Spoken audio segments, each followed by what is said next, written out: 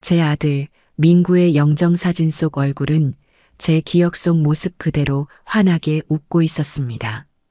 그 웃음이 너무나 생생해서 금방이라도 사진 밖으로 걸어 나와 어머니, 저 왔어요. 하고 제 등을 와락 껴안을 것만 같았어요. 현실은 아들의 온기가 사라진 차가운 장례식장이었고 저는 국화꽃 향이 아닌 지독한 향냄새에 머리가 지끈거리는 것을 느끼며 간신히 몸을 가누고 있었습니다. 3일 내내 곡소리가 끊이지 않는 곳이었지만 정작 제 아들의 빈손은 이상하리만치 고요했어요. 그 고요함의 중심에는 검은 상복이 어색하기 짝이 없는 제 며느리 오정미가 있었습니다. 오정미는 조문객들이 올 때마다 기다렸다는 듯이 아이고 우리 민구 씨 불쌍해서 어떡해 하며 마른 눈물을 쥐어짰습니다. 하지만 그 연기는 어설프기 짝이 없었죠. 눈물 한 방울 흘리지 않으면서 손수건으로 눈가를 찍어내는 모습은 차라리 가증스럽기까지 했습니다.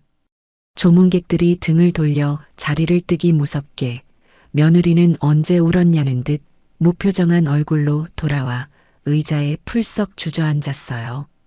그리고는 상복 주머니에서 스마트폰을 꺼내 들어 뭔가를 확인하기에 바빴습니다. 그 작은 화면 속에서 무엇을 보는지 며느리의 입가에는 희미한 미소까지 번지는 것처럼 보였습니다.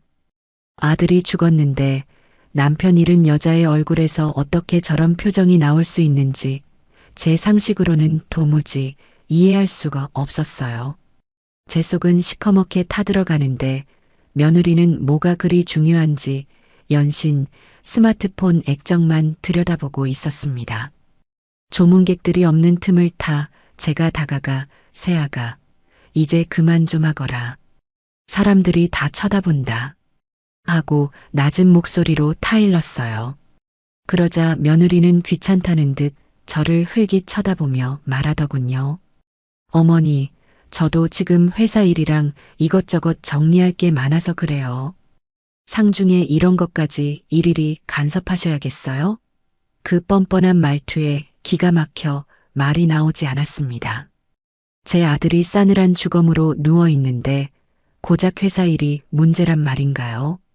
하늘이 무너지는 슬픔 속에서도 제 아들의 마지막 가는 길을 지켜주지는 못할 망정.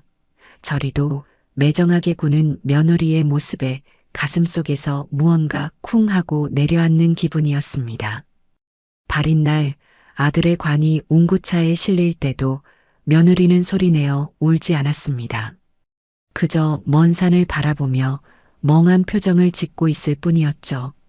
그 모습 어디에서도 남편을 잃은 슬픔이나 애통함은 찾아볼 수 없었어요. 오히려 이 모든 지긋지긋한 상황이 빨리 끝나기만을 바라는 듯한 해방감마저 느껴졌습니다. 저는 터져나오려는 울음을 삼키며 생각했어요. 뭔가 잘못됐다. 아주 단단히 잘못됐어. 제 안의 불길한 예감은 한치의 오차도 없이 현실이 되어가고 있었습니다. 장례의 모든 절차가 끝나고 각자의 집으로 돌아온 그날부터 며느리와의 연락은 완벽하게 끊겼습니다. 처음 며칠은 저도 경황이 없어 먼저 연락할 생각을 못했어요. 아들의 빈자리가 집안 곳곳에 너무나 선명하게 남아 있어서 숨 쉬는 것조차 고통스러웠습니다. 아들이 쓰던 방, 아들이 앉았던 소파, 아들의 신발이 놓인 현관. 그 모든 것이 제 심장을 칼로 저미는 듯 아팠죠. 며느리도 저처럼 상심이 커서 마음을 추스를 시간이 필요한 것이라고 애써 좋게 생각하려 했습니다. 혼자 남겨졌을 며느리가 걱정되어 먼저 전화를 걸었습니다. 하지만 신호음만 길게 이어질 뿐 며느리는 전화를 받지 않았어요. 바쁜 일이 있나 보지. 그렇게 생각하며 전화를 끊고 다음 날 다시 걸었습니다. 결과는 마찬가지였어요. 혹시나 하는 마음에 몸은 괜찮니? 식사는 거르지 말고 꼭 챙겨 먹어라.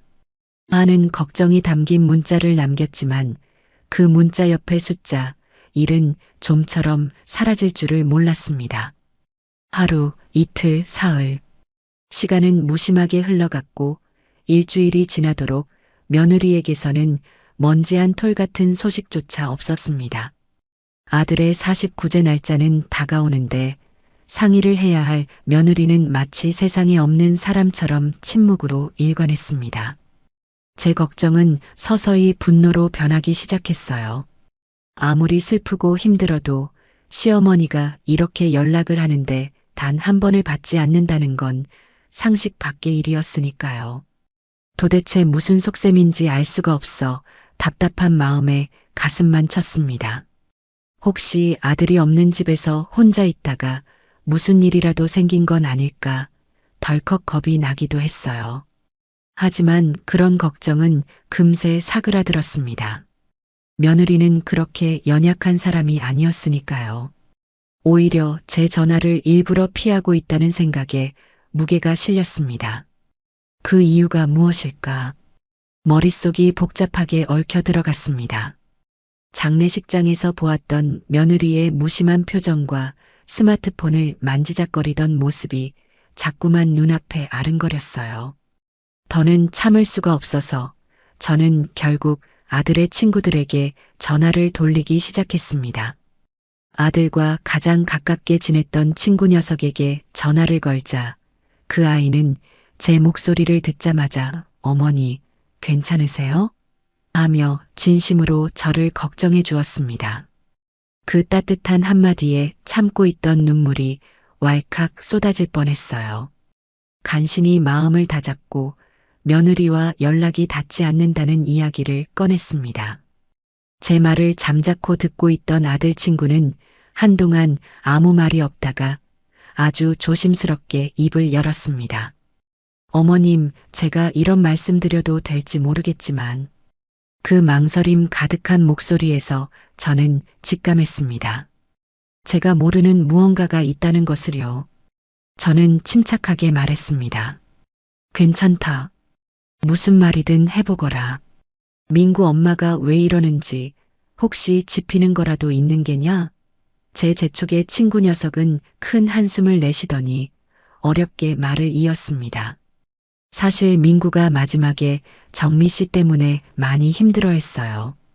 두 사람 사이가 별로 좋지 않았던 것 같아요. 민구가 저한테 몇 번이나 하소연했거든요. 정미 씨 씀씀이도 너무 해프고 외박도 잦아서 다툼이 많았다고요. 친구의 말은 제 머리를 망치로 얻어맞은 듯한 충격을 주었습니다.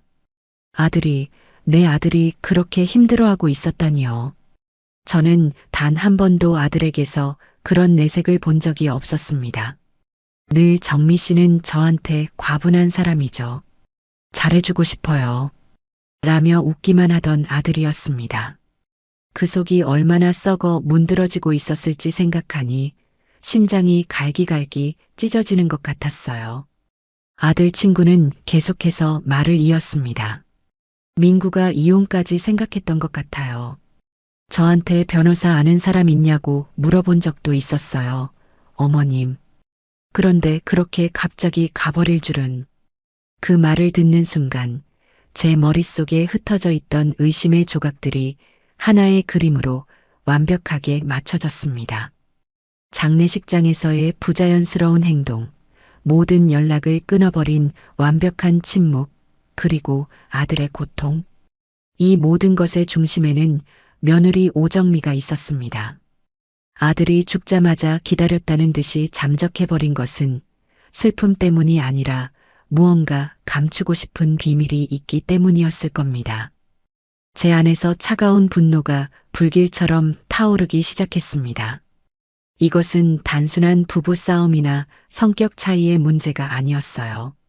제 아들의 죽음과 직접적인 관련이 있을지도 모른다는 끔찍한 생각까지 들었습니다. 저는 전화기를 붙잡은 채 한동안 멍하니 서 있었습니다. 아들에 대한 미안함과 며느리에 대한 배신감으로 온몸이 부들부들 떨렸어요. 그래, 이렇게 앉아서 당하고만 있을 수는 없지. 저는 이를 악물었습니다. 내 아들이 왜 그렇게 허망하게 눈을 감아야 했는지, 그 진실을 제 두 눈으로 똑똑히 확인해야 했습니다. 그리고 만약 며느리가 제 아들의 죽음에 조금이라도 책임이 있다면 저는 결코 용서하지 않을 작정이었습니다. 제 안의 의심은 이제 차갑고 단단한 확신으로 변해 있었습니다. 저는 당장이라도 아들의 집으로 달려가 문을 부수고서라도 모든 것을 확인하고 싶었습니다. 길고 긴 싸움의 서막이 그렇게 올랐습니다. 아들 친구와의 통화는 제게 남아있던 마지막 미련과 희망을 산산조각 냈습니다. 어쩌면 내가 너무 예민하게 구는 것일지도 모른다. 며느리도 아들을 잃은 슬픔에 제정신이 아닐 것이다 하는 신락 같은 자기 위안이 뚝 하고 끊겨버렸어요. 전화기를 내려놓은 제 손이 분노와 슬픔으로 가늘게 떨리고 있었습니다. 내 아들이, 그 착하고 순에 빠진 내 아들이 결혼 생활 내내 그런 소가리를 하고 있었다니. 며느리의 씀씀이와 잦은 외박, 그리고 이혼까지 고민했다는 친구의 말은 제 가슴에 박힌 대못이 되어 숨을 쉴 때마다 저를 찔러댔습니다. 그동안 아들 녀석이 왜 그리 얼굴이 어두워 보였는지, 어쩌다 한번 집에 들를 때마다 왜 그리 피곤해 절어 있었는지, 이제야 모든 것이 선명하게 이해가 됐어요. 저는 그저 바쁘고 힘든 직장 생활 때문이라고만 생각했는데 어미라는 작자가 그것도 모르고 아들의 썩어가는 속을 들여다봐주지 못했다는 죄책감에 고개를 들 수가 없었습니다. 하지만 자책만 하고 있을 시간은 없었습니다. 지금 이 순간에도 오정민은 아들이 평생을 바쳐 마련한 그 집에서 무슨 짓을 하고 있을지 몰랐으니까요. 저는 자리에서 벌떡 일어났습니다. 더 이상 전화기만 붙들고 애를 태울 수는 없었어요. 제 두 눈으로 직접 확인해야만 했습니다. 외투를 걸치고 지갑과 휴대전화만 가방에 쑤셔 넣은 채 현관문을 나섰습니다. 아파트 복도를 걸어가는 제 걸음걸이는 아마 평생을 통틀어 가장 빠르고 단호했을 겁니다. 엘리베이터를 기다리는 그 짧은 순간조차 영원처럼 느껴져 결국 저는 비상계단 문을 열고 쿵쿵거리며 1층으로 뛰어내려갔습니다. 숨이 턱까지 차올랐지만 멈출 수 없었어요. 아파트 단지를 빠져나와 곧장 큰 길로 나가 택시를 잡았습니다. 기사님, 최대한 빨리 가주세요. 제 목소리는 다급함에 잔뜩 쉬어 있었습니다.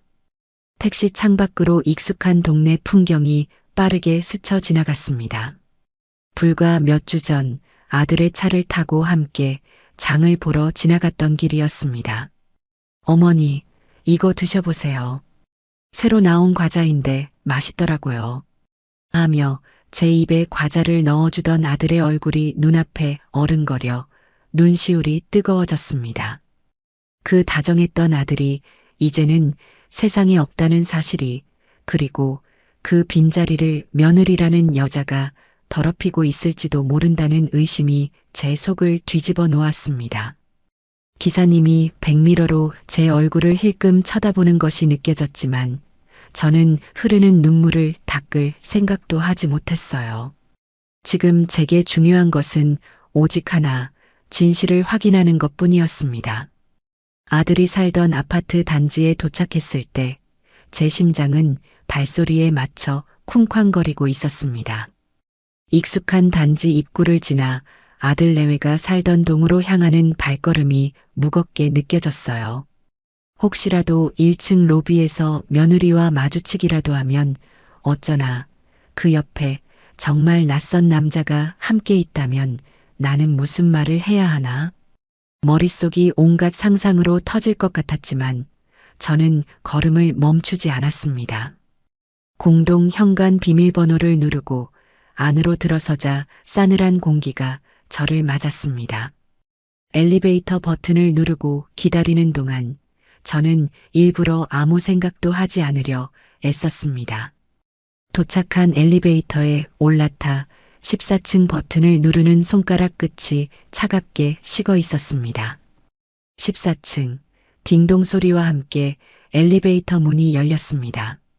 길고 조용한 복도 끝에 제 아들의 집 현관문이 보였습니다. 저는 깊게 심호흡을 한 뒤 그 앞으로 다가갔습니다. 현관문 앞에 서자만감이 교차했어요. 이 문을 열고 들어가면 다시는 예전처럼 웃으며 며느리를 맞이할 수 없을지도 모른다는 생각이 들었습니다. 하지만 이미 돌아가기엔 너무 늦어버렸죠. 저는 초인종 버튼을 눌렀습니다. 맑은 멜로디 소리가 복도에 울려 퍼졌지만 안에서는 아무런 대답도 인기척도 없었습니다. 저는 다시 한번, 이번에는 조금 더 길게 버튼을 눌렀습니다. 여전히 집안은 쥐 죽은 듯 고요했어요. 하지만 저는 포기하지 않았습니다. 제 귀에는 분명 들렸거든요. 아주 희미하게 문틈으로 새어나오는 텔레비전 소리가, 그리고 무언가 툭 하고 바닥에 떨어지는 듯한 작은 소음도요. 사람이 있었습니다. 안에 분명히 사람이 있는데도 문을 열어주지 않는 것이었어요. 세아가, 안에 있는 거 다 안다. 문 좀 열어보거라. 저는 현관문을 두드리며 소리쳤습니다. 제 목소리가 복도에 공허하게 울려 퍼졌지만 굳게 닫힌 문은 제게 그 어떤 대답도 들려주지 않았습니다. 분노가 치밀어 올라 주먹으로 문을 쾅쾅 내리쳤습니다. 오정미, 당장 문 열지 못해. 그러나 강철로 만들어진 현관문은 제 분노를 비웃기라도 하듯 묵묵부답이었습니다. 한참을 문 앞에서 소리를 지르다 저는 탈진 상태가 되어 벽에 등을 기댔습니다. 이대로는 안 되겠다는 생각이 들었어요. 그때 제 머릿속에 경비실의 존재가 떠올랐습니다. 그래, 경비 아저씨라면 무언가 알고 있을지도 모른다. 저는 다시 엘리베이터를 타고 1층으로 내려갔습니다. 경비실 창문을 두드리자 익숙한 얼굴의 경비원 아저씨가 저를 보고는 깜짝 놀라며 문을 열어주었습니다. 아이고 어르신, 여긴 어쩐 일이십니까? 그는 제 아들의 장례식 소식을 들었다며 위로의 말을 건넸습니다.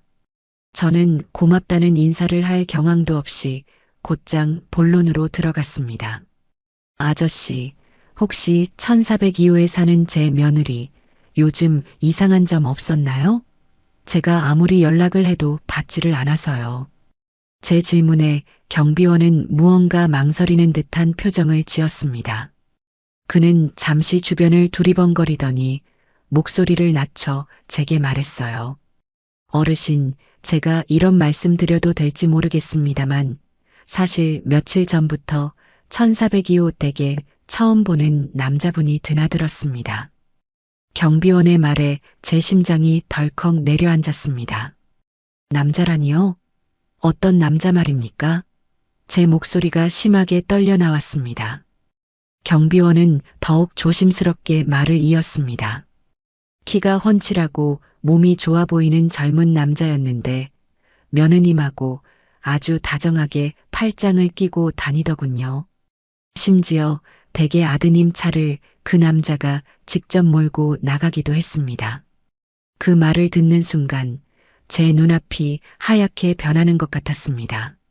아들의 차, 아들이 첫 월급을 털고 대출까지 받아가며 애지중지 아끼던 그 차를 생판 처음 보는 낯선 놈이 몰고 다녔다니요.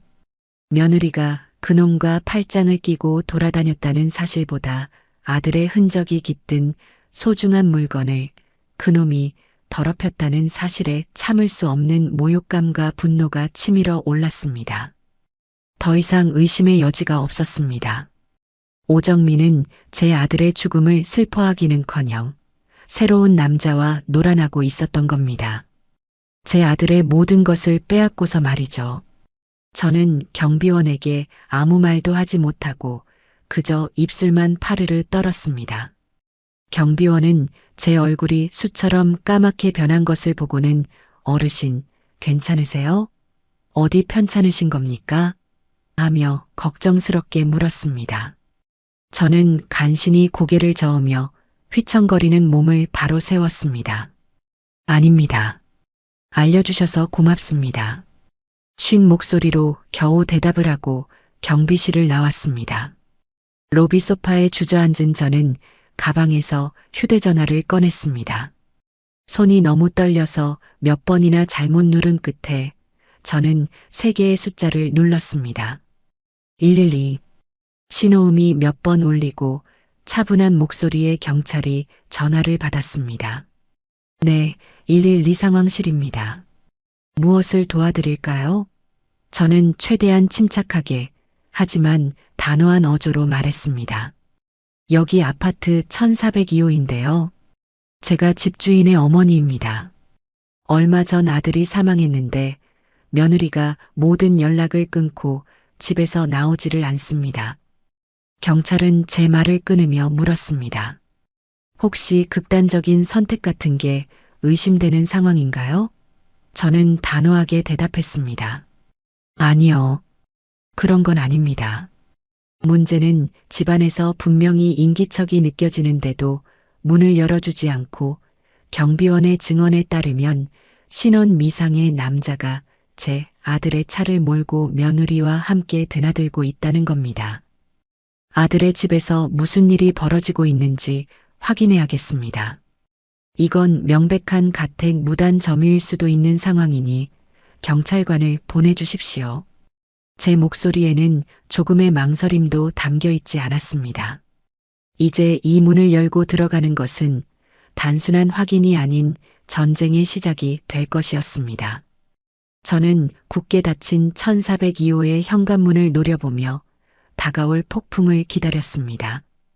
경찰을 기다리는 시간은 지옥처럼 길었습니다. 아파트 로비의 차가운 소파에 앉아 초조하게 복도 끝만 바라보았습니다. 1분 1초가 억겁처럼 느껴졌어요. 머릿속에서는 온갖 끔찍한 상상들이 명멸했습니다. 지금 저 문 너머에서는 과연 무슨 일이 벌어지고 있을까? 제 아들이 피땀 흘려 마련한 저 공간이 지금쯤이면 낯선 남자의 웃음소리와 술잔 부딪히는 소리로 가득 차 있지는 않을까? 아들의 채취가 배어 있는 침대에서 2사람이 뒹굴고 있는 것은 아닐까? 상상만으로도 구역질이 치밀어 올라 아랫입술을 피가 나도록 깨물었습니다. 제발, 제발 제 상상이 틀렸기를. 문을 열었을 때 그저 슬픔에 지쳐 잠들어 있는 며느리의 모습만 볼 수 있기를. 헛된 기도인 줄 알면서도 빌고 또 빌었습니다. 얼마나 지났을까? 아파트 공동 현관문이 열리며 제복을 입은 2명의 경찰관이 들어섰습니다. 저는 자리에서 벌떡 일어나 그들에게 다가갔습니다. 한 명은 앳돼 보이는 젊은 순경이었고 다른 한 명은 세상 풍파를 다 겪은 듯한 표정의 나이 지긋한 경이었습니다. 제가 신고자 박정순이라고 밝히자 나이 든 경이가 저를 위아래로 훑어보며 입을 열었습니다. 어르신, 신고 내용은 잘 들었습니다만 저희가 이런 가족 간의 문제에 함부로 개입하기는 좀 어렵습니다. 예상했던 반응이었지만 막상 직접 들으니 우라가 치밀었습니다. 가족 간의 문제라니요? 제 목소리가 저도 모르게 날카롭게 솟구쳤습니다. 지금 제 며느리는 법적인 며느리일 뿐 제게는 남보다 못한 사람입니다. 아들이 죽자마자 모든 연락을 끊고 낯선 남자와 아들의 집에서 동거하고 있는 것으로 의심되는 상황이에요. 저 집은 제 아들 이민구의 명의로 되어 있습니다. 그리고 저는 이민구의 유일한 직계존속인 어머니고요. 제게는 저 집의 상황을 확인할 정당한 권리가 있습니다. 저는 제 주장을 뒷받침하기 위해 가방에서 주민등록 등본을 꺼내 그들의 눈앞에 펼쳐 보였습니다. 등본에는 저와 아들의 관계가 선명하게 적혀 있었죠. 젊은 순경이 등본을 받아들고는 난처한 표정으로 경희를 쳐다보았습니다.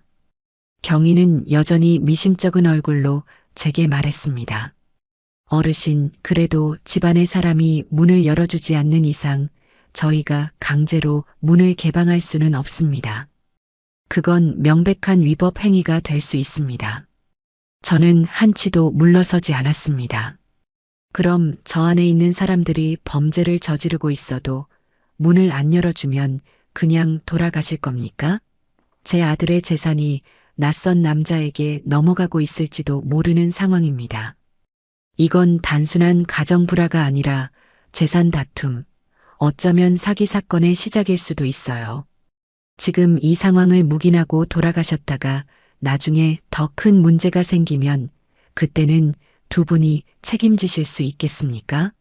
제 눈빛은 그 어떤 타협도 용납하지 않겠다는 의지로 불타고 있었습니다. 제 단호한 태도에 두 경찰관은 서로의 얼굴을 마주보며 무언가 상의하기 시작했습니다. 결국 나이든 경위가 깊은 한숨을 내쉬며 제게 말했습니다. 알겠습니다, 어르신. 일단 저희가 다시 한번 초인종을 눌러보고 그래도 반응이 없으면 어르신 책임하에 열쇠공을 부르는 것으로 하겠습니다. 그 말을 듣고서야 저는 겨우 안도의 한숨을 내쉴 수 있었습니다. 우리는 함께 엘리베이터를 타고 14층으로 올라갔습니다. 경찰관이 대표로 초인종을 누르고 자신들의 신분을 밝히며 문을 열라고 여러 차례 소리쳤습니다. 안에 계신 분 경찰입니다. 문 좀 열어보시죠. 신고가 들어와서 확인차 왔습니다. 하지만 아까와 마찬가지로 집안에서는 아무런 대답도 들려오지 않았습니다. 경찰관의 단호한 목소리에도 묵묵부답인 것을 보니 안에 있는 자들이 보통 뻔뻔한 위인들이 아니라는 확신이 들었습니다. 경위는 제게 고개를 끄덕여 보였고 저는 곧장 휴대전화로 24시간 출장이 가능한 열쇠공을 불렀습니다. 15분쯤 지났을까 공구 가방을 든 남자가 허겁지겁 복도 저편에서 달려왔습니다. 열쇠공은 경찰관 2명이 버티고 서 있는 것을 보고는 잠시 주춤했지만 제가 자초지종을 설명하자 이내 고개를 끄덕이고는 현관문 앞에 쪼그려 앉아 작업을 시작했습니다. 드릴 이 돌아가는 날카로운 소음이 고요한 복도를 채웠습니다. 윙 하는 기계음이 제 심장을 파고드는 것 같았어요. 제발, 제발. 문이 열리는 순간 제 눈앞에 펼쳐질 광경이 제가 감당할 수 있는 수준의 것이기를. 저는 두 손을 모아 간절히 기도했습니다. 몇 분이 흐르고 철컥하는 소리와 함께 마침내 굳게 닫혔던 문이 열렸습니다. 문이 열리는 순간 안에서 역한 냄새의 파도가 훅 밀려 나왔습니다. 코를 찌르는 시큼한 술 냄새와 며칠은 묵은 듯한 음식물 쓰레기 냄새, 그리고 낯선 남자의 갓산 스킨 향과 며느리가 즐겨 뿌리던 독한 향수 냄새가 뒤엉켜 구역질을 유발했습니다. 제 아들은 결벽증에 가까울 정도로 깔끔한 성격이었습니다. 매일 청소기를 돌리고 계절마다 이불을 바꾸고 집안에는 늘 은은한 섬유유연제 향기가 감돌았었죠. 그런데 지금 이 집은 아들의 흔적은 온데간데 없이 악취가 진동하는 쓰레기장으로 변해 있었습니다. 저는 경찰관들을 밀치고 비틀거리며 집 안으로 들어섰습니다. 그리고 거실의 광경을 목격하는 순간 저는 그 자리에 얼어붙고 말았습니다. 거실 바닥에는 먹다 남은 배달음식 용기들과 빈 술병들이 어지럽게 널려 있었고 소파에는 속옷 차림의 낯선 남자와 오정미가 서로를 껴안은 채 정신없이 잠들어 있었습니다. 며느리의 검은 상복은 구겨진 채 바닥에 아무렇게나 벗어 던져져 있었고 그 옆에는 남자의 것으로 보이는 청바지와 티셔츠가 널브러져 있었어요. 그리고 제 눈에 가장 먼저 들어온 것은 벽 한가운데 걸려 있어야 할 아들의 환한 결혼사진 액자가 바닥에 나뒹굴고 있는 모습이었습니다. 유리는 산산조각 나 있었고 사진 속 아들의 얼굴 위로 누군가 일부러 밟고 지나간 듯한 더러운 신발 자국이 선명하게 찍혀 있었습니다. 저는 터져나오려는 비명을 삼키기 위해 제 손으로 입을 틀어막았습니다. 숨이 쉬어지지 않았어요. 온몸의 피가 차갑게 식는 기분이었습니다. 저것이 내 며느리란 말인가. 남편의 장례를 치른 지 불과 열흘 남짓, 상복도 정리하지 않은 채 낯선 사내와 한 몸이 되어 제 아들의 집에서 뒹굴고 있는 저 여자가 제가 며느리로 맞았던 오전미란 말인가. 세상이 무너지는 것 같았습니다. 제 뒤에 서 있던 경찰관들도 그 끔찍하고 역겨운 광경에 할 말을 잃은 듯 작게 탄식을 내뱉었습니다. 한평생 느껴본 적 없는 차가운 분노와 처절한 슬픔이 제 온몸을 잠식하기 시작했습니다. 지금 이 순간 저는 더 이상 슬픔에 잠긴 어머니가 아니었습니다. 저는 제 아들의 명예를 짓밟은 자들을 심판하기 위해 지옥에서 돌아온 복수의 화신이었습니다. 제가 입을 틀어막고 부들부들 떨고 서 있는 동안 뒤에 있던 젊은 순경이 헛기침을 하며 소파 쪽으로 다가갔습니다. 저기요, 일어나 보시죠. 경찰입니다. 그의 목소리에 소파에서 뒤엉켜 자고 있던 두 사람이 움찔거리며 몸을 뒤척였습니다. 가장 먼저 눈을 뜬 것은 오정미였습니다. 그녀는 부스스한 머리를 한 채 눈을 비비며 짜증 섞인 목소리로 중얼거렸어요. 아, 누구야, 아침부터 그러다. 그녀의 시선이 저와 제 뒤에 서 있는 경찰관들에게 닿는 순간 며느리의 얼굴에서 술기운과 잠기운이 순식간에 사라졌습니다. 그녀의 눈은 공포와 당혹감으로 커다랗게 뜨여 있었죠. 어머니? 어머님이 여길 어떻게 해? 오정미의 비명 같은 목소리에 옆에 있던 내연남도 잠에서 깨어났습니다. 그는 상체를 벌떡 일으키다가 제복을 입은 경찰들을 보고는 기겁하며 허둥지둥 이불을 끌어당겨 자신의 몸을 가렸습니다. 한 폭의 저질스럽고 추악한 막장 드라마의 한 장면 같았어요. 오정민은 잠시 굳어있던 것도 잠시 이내 상황 파악을 끝냈는지 얼굴에 분노와 적의를 드러내기 시작했습니다. 그녀는 제게 손가락질을 하며 악을 쓰듯 소리쳤습니다. 어머니, 지금 이게 무슨 짓이에요? 무슨 자격으로 경찰까지 대동해서 남의 집에 함부로 쳐들어오세요? 이거 명백한 주거침입이라고요. 당장 나가세요. 그 적반하장의 태도에 실소조차 나오지 않았습니다. 남의 집? 이 집이 누구 집인데 감히 남의 집이라는 소리가 나오는 걸까요? 저는 차갑게 식은 목소리로 그녀에게 대꾸했습니다. 남의 집? 여기가 누구 집인데 너의 집이라는 말이 나와? 이 집은 내 아들 이민구, 내가 죽인 내 남편 집이야. 그런데 감히 내가 어떤 놈을 끌어들여서 이 집을 이돼지우리로 만들어. 제 목소리는 분노로 가늘게 떨렸지만 그 안에는 서슬퍼런 칼날이 숨어 있었습니다. 제 말에 오정미의 얼굴이 울그락불그락해졌습니다. 뭐라고요? 죽여.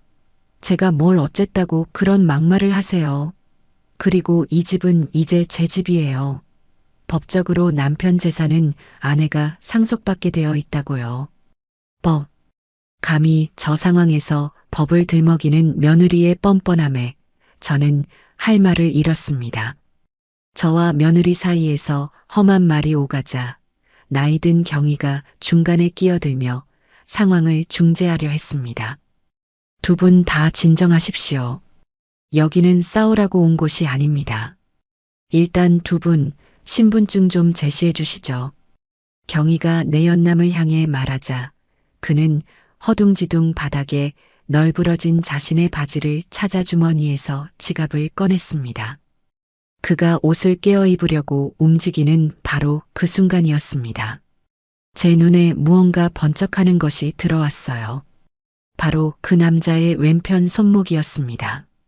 그곳에는 제 눈에도 아주 익숙한 은색 메탈 시계가 채워져 있었습니다. 그것은 제 아들 민구가 첫 프로젝트를 성공시키고 받은 보너스로 큰맘 먹고 장만했던 시계였습니다. 어머니, 남자는 좋은 시계 하나쯤은 있어야 한다잖아요. 앞으로 더 열심히 살겠다는 제 자신과의 약속이에요. 그렇게 말하며 아이처럼 기뻐하던 아들의 모습이 눈앞에 선했습니다. 그런데 그 소중한 아들의 시계가 지금 저 더러운 놈의 손목에서 제 주인이 아닌 양 행세하고 있었습니다. 그 순간 제 머릿속에 이성이라는 끈이 툭 하고 끊어져 버렸습니다. 저는 소파를 향해 짐승처럼 달려들었습니다. 그리고는 내연남의 손목을 거칠게 잡아채 시계를 풀어냈습니다. 이 도둑놈 새끼야. 제 입에서 거친 욕설이 터져 나왔습니다. 이게 어떤 시계인데 감히 내 놈이 이걸 차고 있어. 내 아들 물건에 손 떼는 건 용서 못해. 갑작스러운 제 행동에 내연남은 아, 왜 이러세요? 하며 비명을 질렀고 오정민은 제 팔을 붙잡으며 소리쳤습니다. 어머니, 미쳤어요? 왜 사람을 때리고 그래요? 그 시계 제가 준 거예요. 이제 우리 거란 말이에요. 우리 것? 그 한마디가 제 남은 이성을 완전히 불태워버렸습니다. 제가 준 거라니. 아들의 유품을 저 더러운 놈에게 상납했다는 말을 저렇게 뻔뻔하게 하다니요. 저는 손에 움켜쥔 시계를 방패 삼아 두 사람을 노려보았습니다. 도둑놈들, 내 아들 등골 빼먹고 이제는 죽은 사람 물건까지 훔쳐가는 너희 같은 것들은 사람이 아니야. 짐승만도 못한 것들이라고.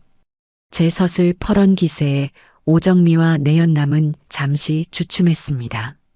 상황이 가족 간의 다툼에서 절도 문제로 번지자 경찰들의 태도도 달라졌습니다. 나이든 경위는 내연남과 오정미를 향해 단호하게 말했습니다. 두 분, 이 시계에 대한 소유권 문제가 제기된 이상 그냥 넘어갈 수 없겠습니다. 자세한 이야기는 서에 가서 해주시죠. 임의동행을 요구합니다. 경찰의 말에 오정미의 얼굴이 하얗게 질렸습니다. 저희가 왜 경찰서까지 가야 해요? 이건 저희 집안일이라고요. 그녀가 발악했지만 경찰은 단호했습니다. 절도 혐의가 제기된 이상 더 이상 집안일이 아닙니다. 어서 옷 입고 나오시죠. 결국 오정미와 내연남은 경찰의 강압적인 태도에 못 이겨 허둥지둥 옷을 챙겨 입었습니다. 그들이 경찰의 손에 이끌려 집 밖으로 나가는 모습을 저는 싸늘한 눈으로 지켜보았습니다.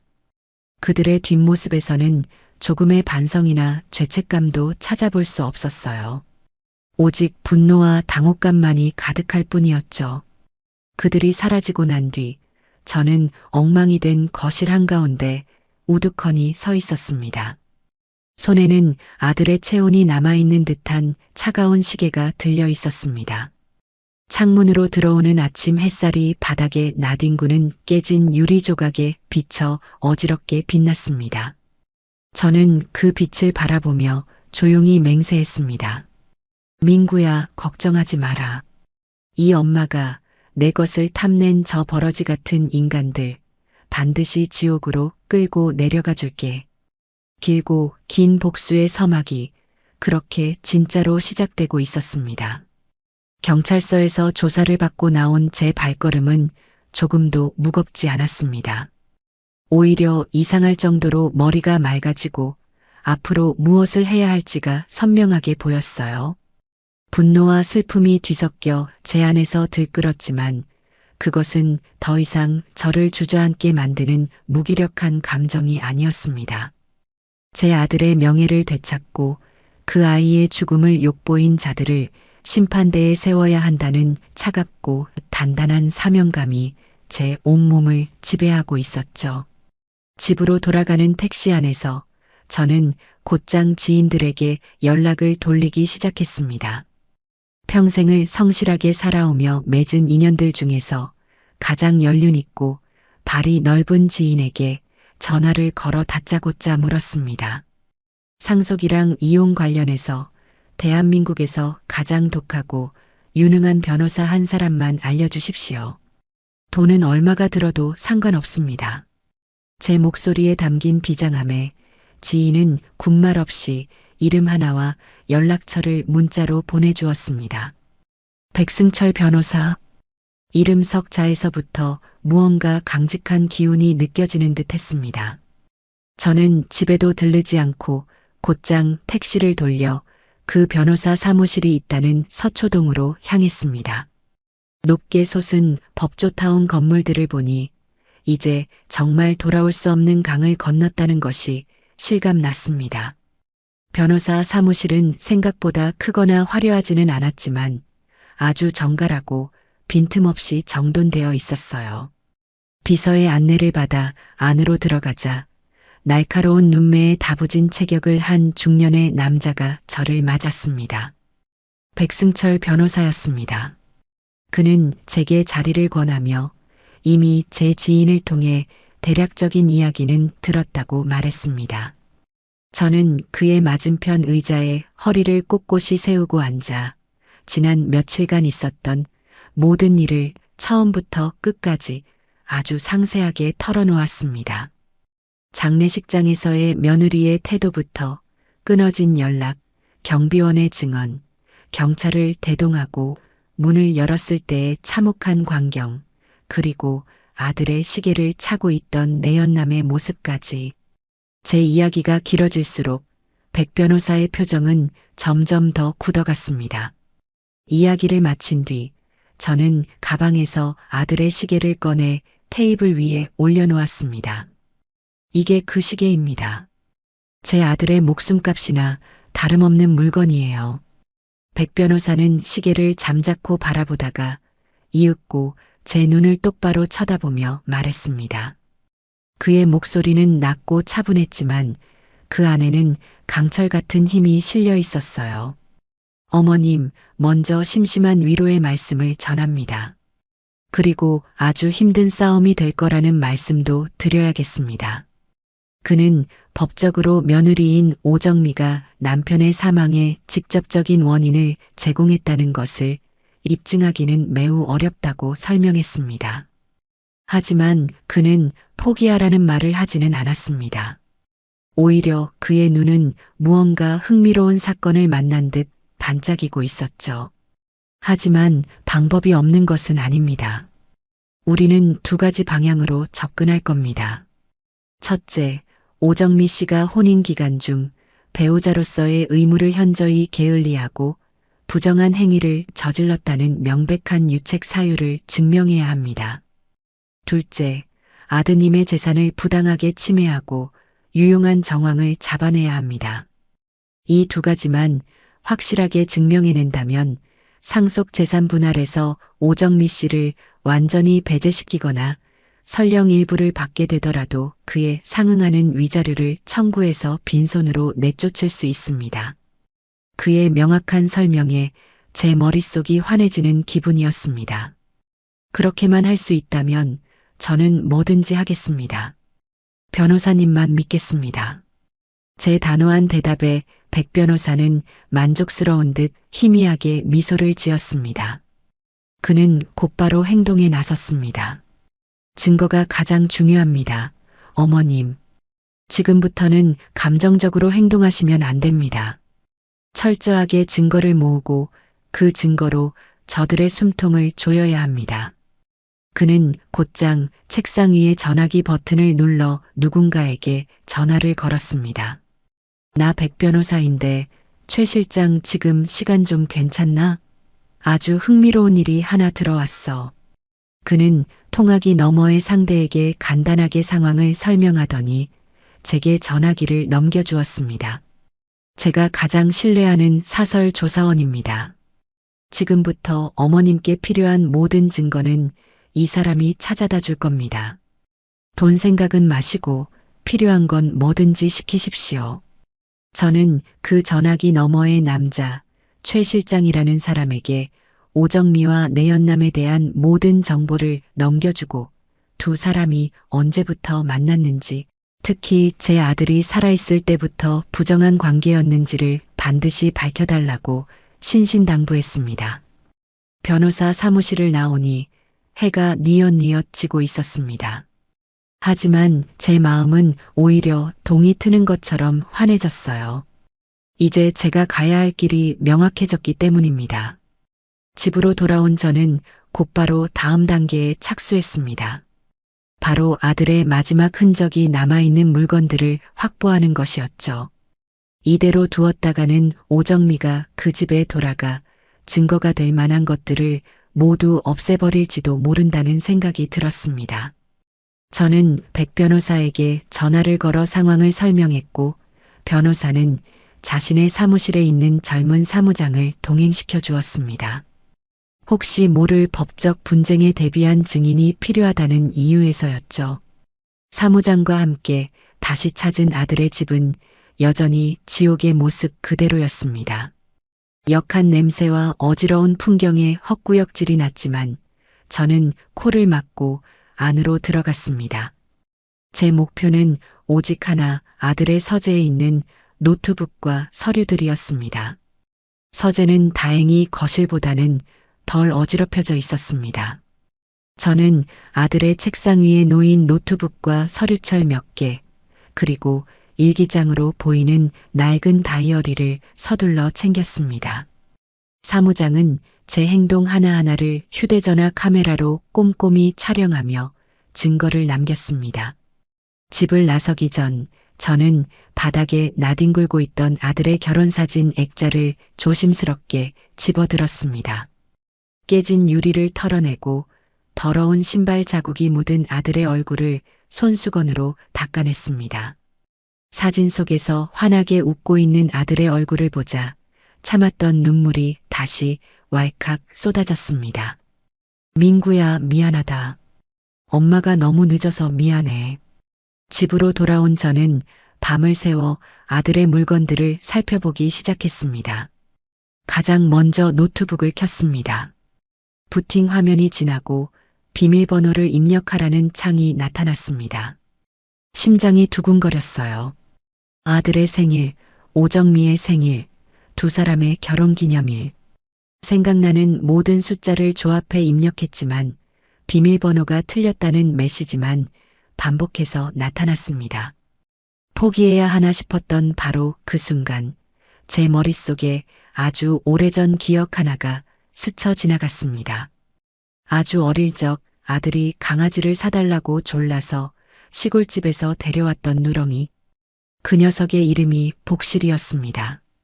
아들은 그 녀석을 무척이나 따랐었죠. 혹시나 하는 마음에 저는 자판 위에 복실이의 영문 철자를 한자 한자 입력했습니다. B, O, K, S, I, L. 그리고 엔터키를 누르는 순간 거짓말처럼 잠겨있던 화면이 열리며 아들의 익숙한 바탕화면이 나타났습니다. 아들과 저만이 아는 추억이 마지막 열쇠가 되어준 것이었습니다. 저는 떨리는 손으로 마우스를 움직여 파일들을 하나씩 열어보기 시작했습니다. 그러다 개인 대화라는 이름의 폴더를 발견했습니다. 폴더 안에는 아들이 친구와 나눈 메신저 대화 내용이 날짜별로 저장되어 있었습니다. 저는 가장 최근 날짜의 파일을 열었습니다. 그리고 그 내용을 읽어내려가는 동안 저는 온몸의 피가 역류하는 것 같은 분노와 슬픔에 몸을 떨어야 했습니다. 그곳에는 아들의 절규가 고스란히 담겨 있었습니다. 나 더 이상은 못 살겠다. 정미, 아무래도 다른 남자가 있는 것 같아. 매일 밤늦게 들어오고 돈은 또 어디다 그렇게 쓰는지 카드값이 감당이 안 돼. 물어보면 회사 일 때문에 스트레스 받아서 쇼핑 좀 했다고 소리나 지르고 나 정말 미칠 것 같아.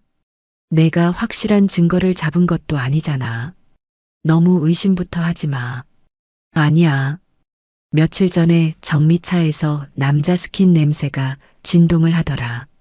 그리고 내가 사준 적도 없는 명품백이 자꾸 생겨. 내가 그냥 모른 척하니까 이제는 대놓고 나를 무시해. 내가 이 집 돈 버는 기계인 줄 아나 봐. 나 그냥 다 끝내고 싶다. 변호사 아는 사람 있으면 좀 알아봐줘.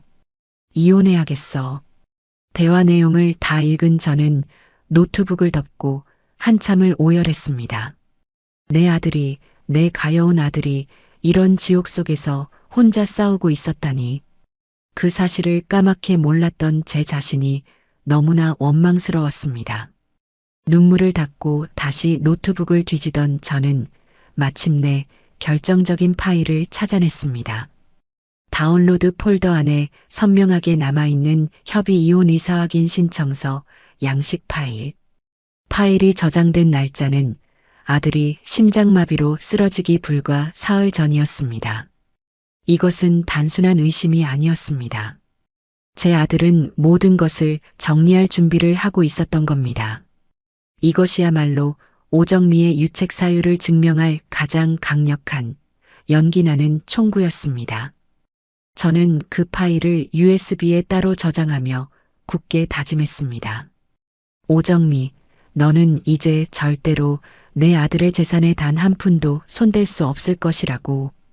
아들의 노트북에서 이혼 서류를 발견한 그날 밤, 저는 뜬 눈으로 밤을 새웠습니다. 제 안의 슬픔은 차갑고 단단한 분노가 되어 이제는 그 어떤 것에도 흔들리지 않을 결심을 굳히게 만들었습니다. 며칠 뒤 제게 새로운 날개를 달아준 최 실장에게서 연락이 왔습니다. 1차 조사가 마무리되었으니 약속된 보고를 드리겠다는 내용이었죠.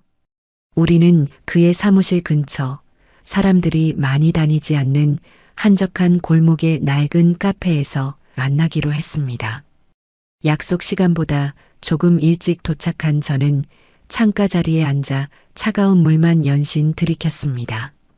카페 안의 나른한 재즈 음악과 커피 향이 지금 제 심정과 너무나도 이질적으로 느껴져 오히려 헛웃음이 나왔습니다. 저는 지금 제 아들의 죽음 뒤에 숨겨진 추악한 진실을 마주하러 가는 길이었습니다. 과연 그 봉투 안에는 무엇이 들어있을까? 제가 감당할 수 있는 수준의 것일까? 두려움과 결의가 뒤섞인 복잡한 마음으로 문 쪽만 쳐다보고 있었습니다. 약속 시간이 되자 말끔한 정장 차림의 최 실장이 카페 안으로 들어섰습니다. 그는 저를 발견하고는 곧장 다가와 깍듯하게 인사를 하고는 맞은편 의자에 앉았습니다. 그리고는 서류 가방에서 두툼한 황색 서류 봉투 하나를 꺼내 제 앞으로 조용히 내밀었습니다. 어머님, 약속하신 1차 보고서입니다. 그의 표정은 담담했지만 그가 내민 봉투의 묵직한 두께는 그 내용이 결코 가볍지 않음을 온몸으로 말해주고 있었습니다. 저는 떨리는 손으로 봉투의 끈을 풀었습니다. 심장이 세차게 방망이질을 쳤습니다. 가장 위에는 10장이 넘는 사진들이 들어 있었습니다. 첫 번째 사진을 보는 순간 저는 저도 모르게 숨을 멈췄습니다. 오정미와 내연남 차승혁이 백화점 명품관 앞에서 환하게 웃으며 팔짱을 끼고 있는 모습이었습니다. 오정미의 손에는 신상으로 보이는 명품 가방이 들려 있었고 차승혁은 그런 그녀를 사랑스럽다는 듯 바라보고 있었죠. 사진의 오른쪽 하단에 찍힌 날짜는 제 아들의 장례가 끝난 지 불과 사나흘밖에 지나지 않은 시점이었습니다. 남편의 사무제도 치르지 않은 여자가 상복의 검은 잉크가 마르기도 전에 다른 남자와 저런 웃음을 지을 수 있다는 말인가. 저는 분노로 떨리는 손을 애써 진정시키며 다음 사진을 넘겼습니다. 호텔 레스토랑에서 와인잔을 부딪히는 모습, 한강공원에서 서로 아이스크림을 먹여주는 모습, 심야 영화관으로 들어가는 모습, 한 장 한 장 넘길 때마다 그것은 제 심장에 박히는 날카로운 유리 조각과도 같았습니다. 남편의 죽음을 슬퍼하는 기색은 눈곱만큼도 찾아볼 수 없는 그저 새로운 연애를 시작한 세상에서 가장 행복한 연인의 모습 그대로였어요. 사진들을 다 보고 난 뒤 저는 다음 장을 넘겼습니다. 그 뒤부터는 저를 경악하게 할 만한 숫자로 가득 찬 자료들이 끝도 없이 이어졌습니다. 최 실장은 오정미의 카드 사용 내역과 은행 거래 내역을 확보해 두고 있었습니다. 그 내역들은 차마 눈뜨고 보기 힘들 정도였어요. 제 아들이 회사에서 밤낮 없이 일하며 상여금과 월급을 차곡차곡 모아주었던 그 통장에서 오정미는 명품 가방과 옷, 값비싼 화장품들을 사들이는데 조금의 망설임도 없었습니다. 한 줄 한 줄 사용 내역을 훑어 내려가던 제 눈에 특정 날짜의 기록 하나가 박혔습니다. S호텔 스위트룸 2인 스파 패키지 결제. 그 날짜는 제 아들이 중요한 프로젝트 마감이라며 며칠 밤을 새우고 회사에서 쪽잠을 자던 바로 그 주말이었습니다. 제 아들이 미래를 위해 자신을 희생하고 있을 때 그의 아내라는 여자는 다른 남자와 호텔에서 스파를 즐기고 있었던 겁니다. 더욱 기가 막힌 것은 그녀가 아들 명의의 카드로 수백만 원의 현금 서비스를 받아 그 돈을 고스란히 내연남 차승혁의 계좌로 이체한 기록들이었습니다. 금액은 적게는 수십만 원에서 많게는 500만 원에 달했고 그런 거래가 아들이 사망하기 몇 달 전부터 아주 주기적으로 이루어지고 있었어요. 제 아들은 생활비가 왜 이렇게 많이 드냐며 제게 미안한 얼굴로 용돈을 타가기도 했는데 그 뒤에서는 며느리라는 여자가 남편의 피 같은 돈을 다른 놈에게 상납하며 놀아나고 있었던 겁니다. 차승혁이라는 남자는 직업이 퍼스널 트레이너라고는 하지만 실상은 한량에 가깝습니다. 고정 수입은 거의 없고 확인된 사채 빚만 해도 상당합니다. 오정미 씨가 이 남자의 생활비는 물론 고급 외제차 리스 비용과 유흥비까지 전부 대주고 있었던 것으로 보입니다. 최 실장의 담담한 설명이 제 귀에 비수처럼 꽂혔습니다. 이건 단순한 외도가 아니었어요. 명백한 사기이자 제 아들의 영혼까지 빨아먹은 착취였습니다. 제 아들은 사랑하는 아내에게 배신당한 것도 모자라 기생충 같은 놈의 숙주가 되어 자신의 모든 것을 탈탈 털리고 있었던 겁니다. 저는 보고서를 든 채 한동안 아무 말도 할 수 없었습니다. 눈물조차 나오지 않았어요. 그저 온몸의 피가 차갑게 식어버리는 듯한 그런 절망적인 기분만이 저를 휩쓸고 지나갔습니다. 카페를 나온 저는 곧장 택시를 잡아 타고 백승철 변호사의 사무실로 향했습니다. 그의 사무실에 도착하자마자 저는 최 실장에게 받은 보고서를 그의 거대한 책상 위에 펼쳐놓았습니다. 사진과 영수증, 은행 거래 내역서들이 책상 위를 가득 채웠습니다. 백 변호사는 말없이 서류들을 하나하나 꼼꼼히 훑어보기 시작했습니다. 그의 날카로운 눈이 증거들 위를 오갈 때마다 그의 입가에는 승리를 확신하는 듯한 차가운 미소가 번졌습니다. 마침내 모든 서류를 검토한 그는 고개를 들어 저를 보며 말했습니다. 됐습니다, 어머님. 이 정도면 충분하고도 남습니다. 이것들은 오정미 씨가 상속 결격자임을 증명하는 명백하고도 반박 불가능한 증거들입니다. 그는 지체할 것 없이 곧바로 법적 절차에 착수했습니다. 지금 당장 법원에 가서 상속 재산 보전 처분을 신청해야 합니다. 오정미 씨가 아드님의 명의로 된 예금이나 보험, 부동산 같은 재산을 단 한 푼도 함부로 처분하지 못하도록 법원의 이름으로 모든 것을 꽁꽁 묶어버리는 겁니다. 저 여자가 현금화할 수 있는 모든 돈줄을 지금 당장 끊어버려야 합니다. 그의 설명은 간결하고 명확했습니다. 저는 그의 말에 따라 필요한 서류들의 주저없이 서명을 하고 인감도장을 찍었습니다. 다음 날 저는 백 변호사와 함께 가정법원으로 향했습니다. 태어나서 처음 와보는 법원은 그 특유의 높고 차가운 천장과 위압적인 분위기만으로도 사람을 주눅 들게 만들었습니다. 하지만 제 마음은 이상할 정도로 차분했어요. 두렵거나 떨리지 않았습니다. 오히려 이곳이 저들을 심판할 성스러운 장소처럼 느껴졌죠. 백 변호사는 준비해 온 수백 장에 달하는 서류들과 증거 자료들을 재판부에 제출하며 오정미의 부정한 행위와 재산 유용 사실을 근거로 상속 재산에 대한 보전 처분의 시급성과 필요성을 강력하게 주장했습니다. 판사는 산더미처럼 쌓인 증거들을 꼼꼼히 검토한 뒤 우리의 신청을 받아들였습니다. 법원의 결정은 신속하게 이루어졌고 바로 그날 오후부터 아들의 명의로 된 모든 은행 계좌와 증권, 보험 그리고 아파트에 대한 처분이 완벽하게 금지되었습니다. 첫 번째 전쟁에서 우리는 완벽한 승리를 거둔 것이었습니다. 그리고 그 효과는 예상보다 훨씬 더 빠르게 나타났습니다. 바로 다음 날 저녁이었어요.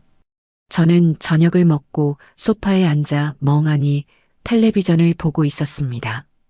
그때 모르는 번호로 전화가 걸려왔습니다. 저는 직감적으로 오정미라는 것을 알 수 있었습니다. 숨을 한번 고르고 전화를 받자마자 수화기 너머에서 찢어질 듯한 앙칼진 목소리가 터져 나왔습니다. 어머니, 지금 저한테 무슨 짓을 하신 거예요? 은행에 갔더니 제 통장이 전부 정지됐잖아요. 어머니가 뭔데 제 돈을 막아요? 그 돈 다 법적으로 제 돈이라고요. 당장 풀어주지 않으면 저도 가만히 안 있을 거예요. 수화기 너머로 들려오는 며느리의 발악에 가까운 고함 소리를 들으며 저는 오히려 기묘한 평온함을 느꼈습니다. 드디어 쥐구멍에 몰린 쥐가 찍소리를 내기 시작한 것이죠. 저는 그동안의 분노와 슬픔을 모두 담아 얼음장처럼 차갑고 조용한 목소리로 대답했습니다. 이제 더 이상 그녀에게 애원하거나 화를 낼 필요가 없었습니다. 승기는 이미 제게로 넘어왔으니까요. 제 돈이라니. 그게 어디 가당키나 한 소리니? 그 돈은 내 아들이 밤낮으로 피땀 흘려번 돈이고 이제는 내 아들의 목숨값이 된 돈이야. 그런데 어디서 감히 너의 돈이라는 말이 나와. 제 차분한 목소리에 오정민은 잠시 할 말을 잃은 듯 했습니다. 하지만 이내 다시 악을 쓰기 시작했죠. 뭐라고요? 지금 말 다 했어요? 제가 뭘 어쨌다고 이렇게까지 하세요? 제가 불쌍하지도 않으세요? 저 이제 어떻게 살라고요? 불쌍하다니. 그 말을 듣는 순간 제 안에 마지막 남은 연민까지 제가 되어 사라졌습니다. 저는 나지막이 웃으며 말했습니다. 불쌍한 건 너 같은 게 아니라 너 같은 악녀를 마누라라고 믿고 제 한 몸 바쳐가며 지키려 했던 내 아들이지. 시끄러운 소리 그만하고 이제부터는 변호사 통해서 이야기하렴. 그리고 법정에서 보자꾸나. 내가 내 아들 등쳐서 그 사내놈에게 갖다 바친 돈, 그 돈으로 사들인 명품 가방과 호텔에서 뒹군 그 비용까지 내가 10원짜리 하나까지 전부 다 받아낼 테니.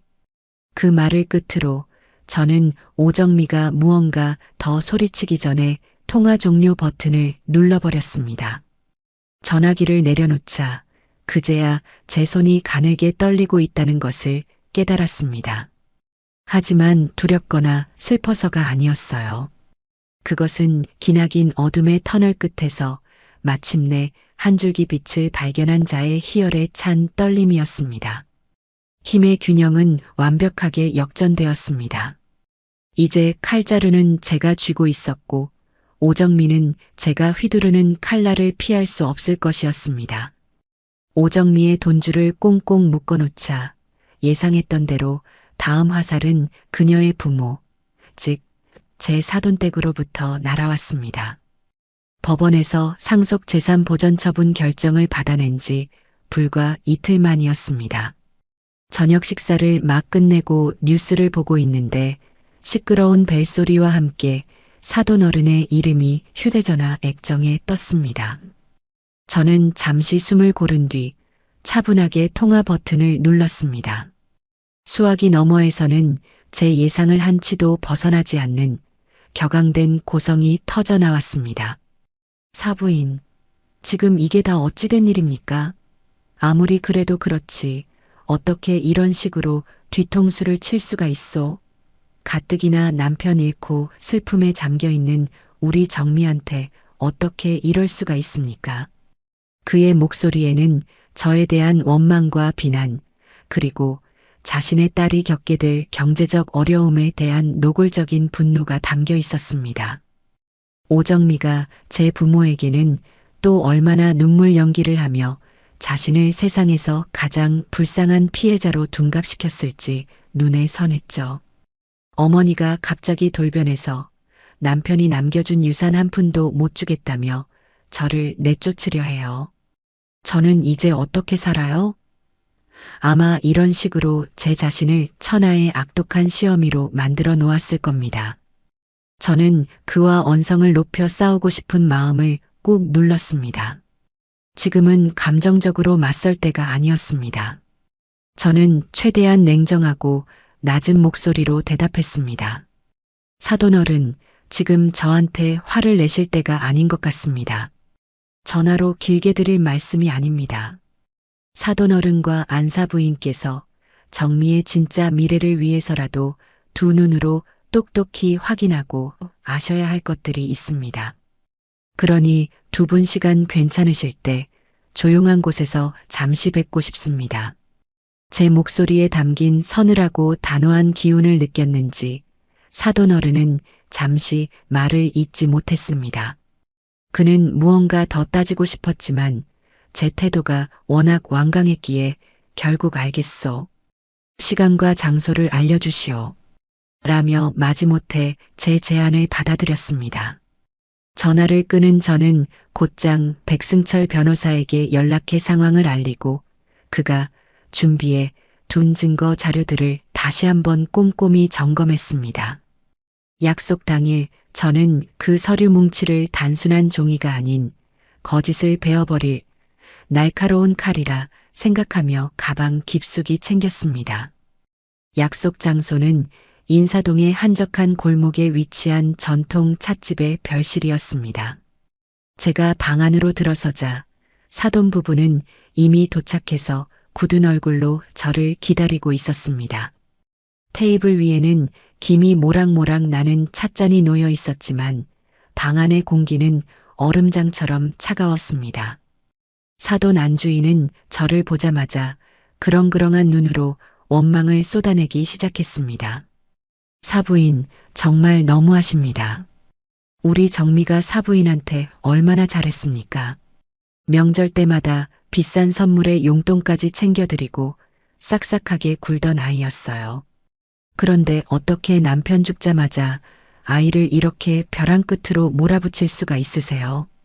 우리 정미가 뭘 그렇게 잘못했다고. 저는 아무 대꾸도 하지 않고 자리에 앉아 그들의 푸념과 비난이 폭포수처럼 쏟아지는 것을 묵묵히 듣고만 있었습니다. 그들이 딸 자식의 편에 서서 저를 비난하는 것은 어쩌면 당연한 일이었으니까요. 한참 동안 울분을 토해내던 그들이 지쳐서 잠시 말을 멈추었을 때 저는 비로소 입을 열었습니다. 이제 하실 말씀은 다 하셨습니까? 그럼 이제 제 이야기를 들어주십시오. 저는 조용히 가방에서 서류 뭉치를 꺼내 테이블 위에 하나씩 펼쳐놓기 시작했습니다. 가장 먼저 내놓은 것은 최 실장이 찍어온 오정미와 내연남 차승혁의 사진들이었습니다. 백화점에서 명품 쇼핑을 하며 웃고 있는 모습, 고급 레스토랑에서 와인잔을 부딪히는 모습, 심야의 호텔 주차장으로 들어가는 모습, 사진 속 오정미의 얼굴 어디에도 남편을 잃은 슬픔은 찾아볼 수 없었습니다. 이 남자가 누군지 아시겠습니까? 사돈어른? 제 질문에 사돈 부부는 서로의 얼굴만 쳐다볼 뿐 아무 말도 하지 못했습니다. 사돈 안주인이 떨리는 목소리로 변명했습니다. 그냥 아는 동생일 수도 있지요. 우리 정미가 힘들 때 옆에서 위로해준 사람일 수도 있고요. 아는 동생이요? 저는 코웃음을 치며 다음 자료를 그들의 눈앞에 내밀었습니다. 오정미가 아들 카드로 지난 몇 달간 긁어댄 수천만 원어치의 명품 쇼핑 내역과 그 돈이 고스란히 차승혁의 계좌로 흘러들어간 은행 거래 내역서였습니다. 정민은 제 아들이 죽기 한참 전부터 이 남자와 부정한 관계를 맺고 있었습니다. 그리고 제 아들이 밤낮으로 피땀 흘려번 돈을 빼돌려 이 남자의 옷값이며 술값, 생활비까지 전부 대주고 있었습니다. 사돈어른, 이것도 그저 슬픔에 잠긴 딸의 모습으로 보이십니까? 증거가 명확해지자 사돈 부부의 얼굴이 점차 불그락푸르락 변하기 시작했습니다. 하지만 그들은 여전히 현실을 부정하고 싶은 듯 했어요. 특히 사돈어른은 자신의 딸이 그럴 리 없다며 테이블을 주먹으로 내리치며 소리쳤습니다. 이게 다 무슨 증거가 된다고 이러시오. 젊은 애들이 살다 보면 잠시 한눈을 팔 수도 있는 거고 실수할 수도 있는 거지.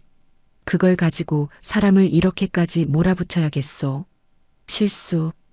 그 말을 듣는 순간 제 머릿속에 남아있던 마지막 이성의 끈이 툭 하고 끊어져 버렸습니다. 저는 더 이상 그들에게 예의를 차릴 필요가 없다고 판단했습니다.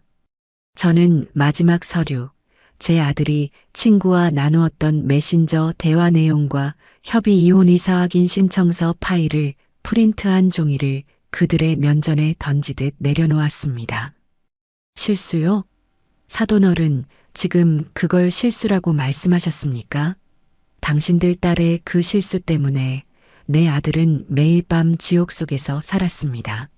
아내의 외도를 의심하면서도 물증이 없어 속만 태웠고 텅 비어가는 통장 잔고를 보며 절망했습니다.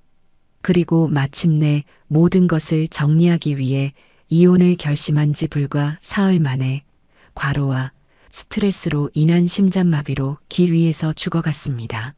그런데도 이게 그냥 젊은 날의 가벼운 실수로 보이십니까? 제 절규에 가까운 외침에 마침내 사돈 부부의 마지막 방어벽이 와르르 무너져 내렸습니다. 아들의 고통이 날 것 그대로 담긴 대화 내용을 읽어내려가던 사돈 안주인의 손이 사시나무처럼 떨리기 시작했고 그녀는 결국 얼굴을 감싸쥔 채 아이고 하며 오열하기 시작했습니다. 사돈어른 역시 서류에서 눈을 떼지 못한 채 입술을 파르르 떨며 아무 말도 하지 못했습니다. 그의 얼굴에는 더 이상 분노나 원망이 아닌 끔찍한 진실을 마주한 충격과 감당할 수 없는 부끄러움만이 가득했습니다. 그들을 그렇게 남겨두고 찻집을 나오며 저는 이것이 복수의 끝이 아님을 직감했습니다. 오정미를 둘러싼 거짓의 성벽을 하나씩 무너뜨리는 이제 겨우 시작에 불과했습니다. 사무실로 돌아오자 백 변호사는 제게 새로운 전략을 제시했습니다. 어머님, 사돈댁의 반응을 보니 이제 오정미 씨는 더 이상 부모의 비호를 받기도 어려워졌을 겁니다. 이제 다음 단계로 넘어가야 합니다. 아드님의 공식적인 사망 원인은 급성 심근경색입니다. 하지만 우리는 이것을 그냥 넘어가지 않을 겁니다.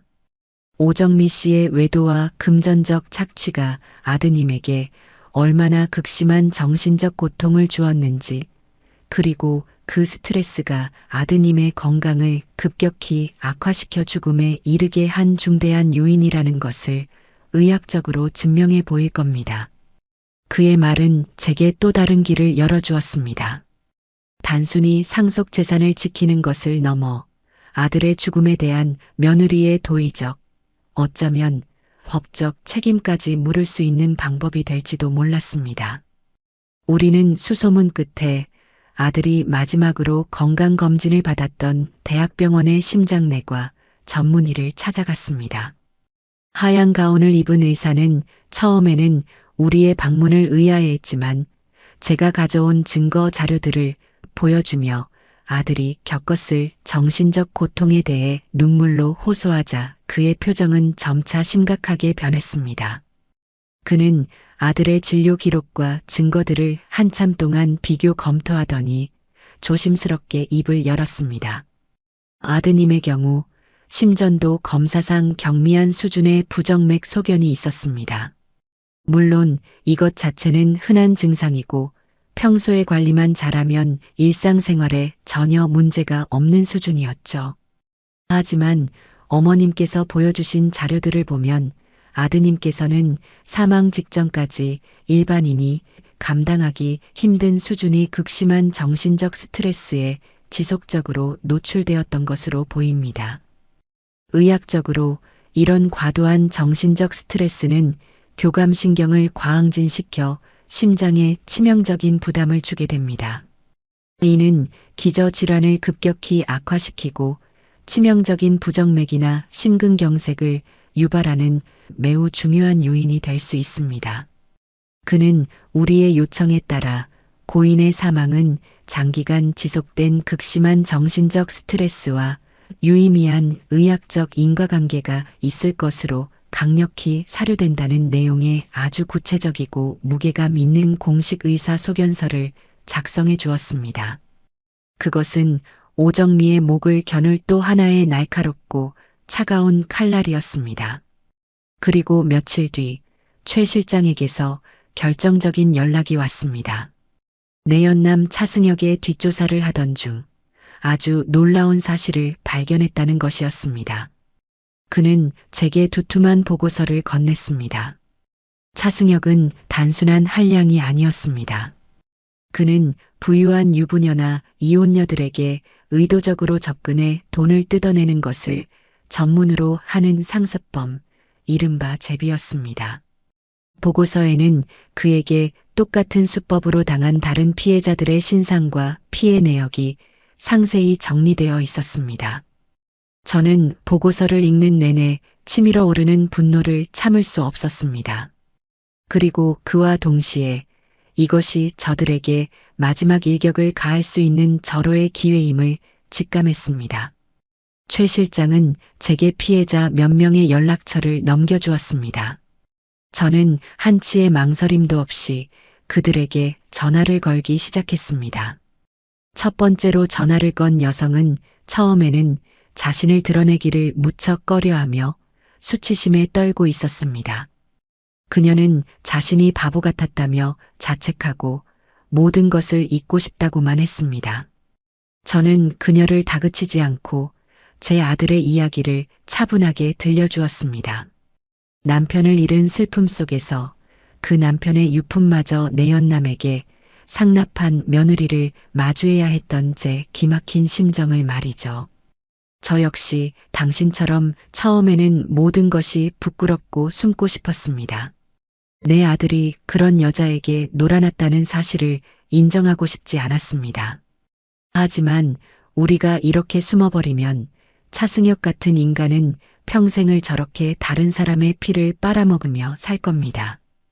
우리가 힘을 합쳐 저 인간을 법의 심판대에 세워야 또 다른 피해자가 나오는 것을 막을 수 있지 않겠습니까? 이건 더 이상 우리 개인의 문제가 아닙니다. 우리처럼 상처받은 다른 여성들을 지키기 위한 싸움이기도 합니다. 제 진심이 통했던 걸까요? 한참을 침묵하던 그녀는 마침내 떨리는 목소리로 어떻게 하면 되나요? 하고 물었습니다.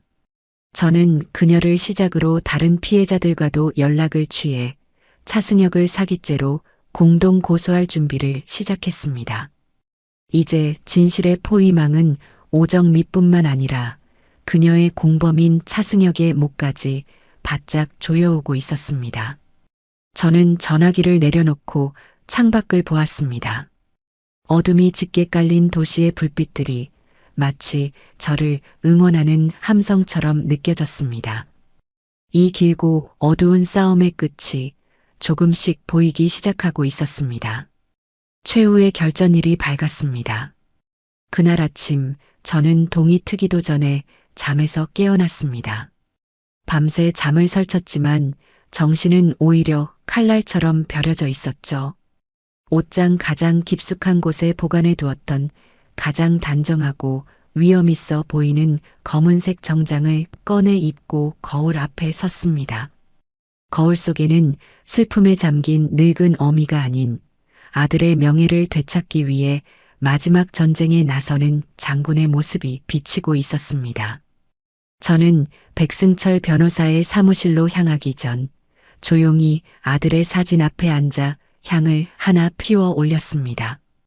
민구야, 오늘 엄마가 다 끝내고 올게. 하늘에서 똑똑히 지켜봐줘. 내 원수들이 어떻게 무너지는지. 사진 속 아들은 여전히 온화한 미소로 저를 바라보고 있었습니다. 그 미소가 제게는 세상 그 무엇보다 강력한 부적이자 절대 물러서지 않겠다는 굳은 맹세가 되었습니다. 백 변호사 사무실에 도착하니 그 역시 일찍부터 나와 저를 기다리고 있었습니다. 그의 거대한 책상 위에는 오늘 사용될 무기들, 즉 그동안 우리가 피땀 흘려 모아온 증거 서류들이 마치 성벽처럼 높게 쌓여 있었어요. 그는 제게 따뜻한 차를 한 잔 건네며 마지막으로 전략을 점검했습니다. 어머님, 오늘 저들은 분명 마지막 발악을 할 겁니다. 거짓말을 하고 눈물로 동정에 호소하고 심지어 어머님을 인격적으로 비난할 수도 있습니다. 절대로 흔들리시면 안 됩니다. 우리는 저들의 감정적인 대응에 일절 휘말리지 않고 오직 얼음처럼 차가운 증거와 팩트로만 저들의 숨통을 끊을 겁니다. 그의 차분하고 이성적인 목소리는 제게 강한 신뢰감을 주었습니다. 우리는 약속 시간까지 오정미와 차승혁이 할 만한 모든 거짓말과 그에 대한 반박 시나리오를 몇 번이고 되풀이하며 예행 연습을 했습니다. 약속 시간이 다가오자 회의실 안에는 무거운 침묵이 감돌기 시작했습니다. 이윽고 사무실 문이 열리고 두 사람이 모습을 드러냈습니다. 오정민은 값비싼 명품 옷으로 애써 당당함을 연출하려 했지만 초조하게 주위를 두리번거리는 눈빛과 경련이 이는 듯 파르르 떨리는 입술은 그녀의 불안감을 여실히 드러내고 있었습니다. 차승혁은 아예 모든 것을 포기한 사람처럼 며칠은 감지하는 듯 떡진 머리에 핏기 없는 얼굴로 기계처럼 걸어 들어왔습니다. 그들은 마치 도살장에 끌려온 짐승처럼 저와 백 변호사의 맞은편 자리에 힘없이 주저앉았습니다. 백 변호사는 조금의 서두름도 없이 서류철 하나를 열어 그들의 앞에 펼쳐 보였습니다. 두 분의 관계부터 명확히 짚고 넘어가죠. 그가 테이블 위에 던지듯 내려놓은 것은 두 사람이 백화점에서 다정하게 쇼핑하던 모습이 담긴 사진이었습니다. 오정민은 사진을 보자마자 고개를 돌리며 소리쳤습니다. 이건 그냥 아는 동생이에요. 남편 잃고 힘들어하는 저를 위로해주던 사람이라고요. 그녀의 뻔뻔한 거짓말에 백 변호사는 기다렸다는 듯 다른 사진들을 연달아 꺼내 보였습니다.